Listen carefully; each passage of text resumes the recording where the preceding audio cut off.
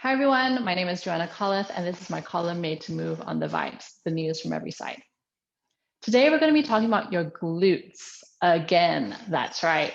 So last time we talked about glutes in terms of your hip abduction. So that means you're moving away from your body, your leg is moving away. And we did our side single skaters, we did some squats, we did some leg lifts on the side lying. So today we're going to be talking about an exercise where you can lie down on the mat.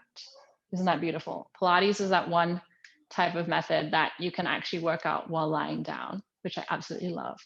So we're going to start today with specifically talking about your hamstrings and your glutes in terms of extension and flexion a little bit, but mainly extension of your hips.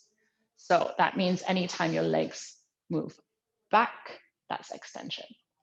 So we're going to start lying on your back, right? You're going to have your feet hip width apart and you're just lying in the center of your mat.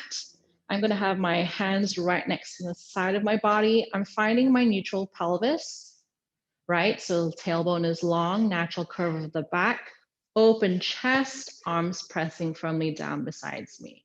Chin has a little tuck underneath. We're going to start today with some leg lifts. So you're going to really brace that core, sink the belly in and up, lift your right leg off the floor, bend it at 90 degrees, knees over the hip as much as you can. So if you find that you're tucking and you can't lift it that high, go for more of a long spine, and it's okay if your knee is slightly away. From here, we're going to just tap the toe down onto the mat. Exhale, reach it back up. So from here, as you can see, we're working the hip extensors, as extending as you go down, and really driving up using your abs. Okay, so inhale down, exhale up. We'll do about 3 more on this side. Keep your shoulders nice and open on the mat. You want to maintain that 90-degree bend of the knee. And last one, stay here. You want to bring both legs up to 90 and change to the other side. So we're doing a left leg now. We'll do about 4 to 6 on the side. So you want to avoid opening the legs like this, splaying the legs.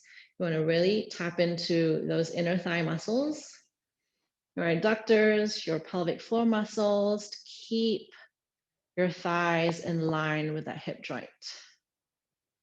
I have my couch in the way, so you have to excuse me if I'm going out of that 90. All right, we bring both legs up, and that was our leg lifts. Now we can go into more progressive or harder challenge for this exercise, and this is leg changes. So now both legs are off the floor. You're going to drop one down, and you inhale, no weight on the big toe. As you change and bring it up, your other leg is going to go down. So you're going to alternate the legs.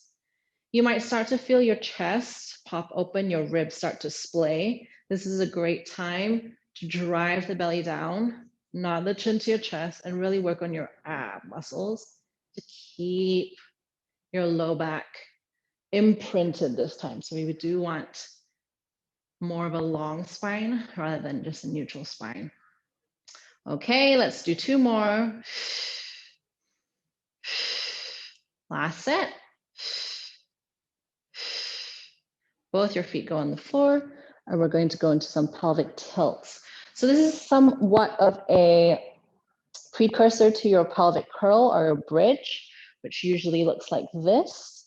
We will go into that next week. So we're going to have your hands on your pelvis and you're making a triangle. If you see my earlier article, you'll know more about power in your posture and how to do that.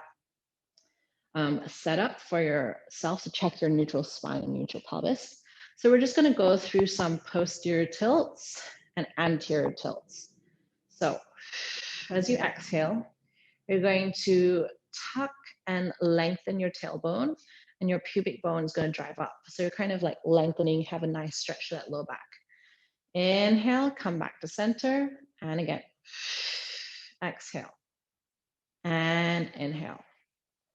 So we're going to a posterior tilt and an anterior tilt, right? So pelvis going backwards, post, pelvis going forward, anterior. And how I like to remember the two is, you know, you have your antlers on your reindeer, which we don't have here in Malaysia. And your antlers are always in the front. So when your pelvis goes forwards, the front of your pelvis, the hip bones, that's called the anterior tilt.